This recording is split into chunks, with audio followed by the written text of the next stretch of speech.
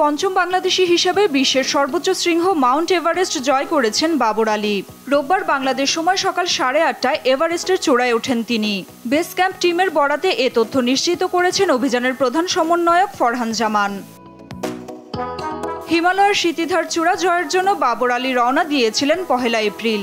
চূড়াটি পর্বতের 15,500 ফুট উপরে। সকাল 8:30টায় সেখানে তিনি বাংলাদেশের পতাকা উড়ান। তবে অভিযান কিন্তু এখনো শেষ নয়। বাবরের আসল লক্ষ্য শুধু এভারেস্ট নয়, সঙ্গে লাগোয়া পৃথিবীর তৃতীয় পর্বত লোৎসেও। রোববার ক্যাম্প 4-এ নেমে মাঝরাতে আবারও শুরু করবেন দ্বিতীয় লক্ষ্যের পথে যাত্রা।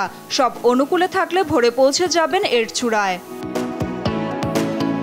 এ লোৎসেতে ইতিপূর্বে কোনো বাংলাদেশি সামিট করেননি এবং কোনো বাংলাদেশি একই অভিযানে 2টি 8000ই শৃঙ্গ চড়েননি। তাই লক্ষ্য পূরণ হলে বাবর আলী করবেন এই বিপজ্জনক খেলায় বাংলাদেশের ইতিহাসের এক নতুন অধ্যায়ের সূচনা। চলতি বছরের 1 এপ্রিল নেপালের উদ্দেশ্যে দেশ ছাড়েন বাবর আলী।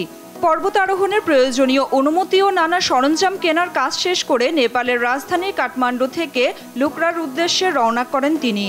সপ্তাহখানেকের ট্রেকিং শেষে পৌঁছান এভারেস্টের বেস ক্যাম্পে।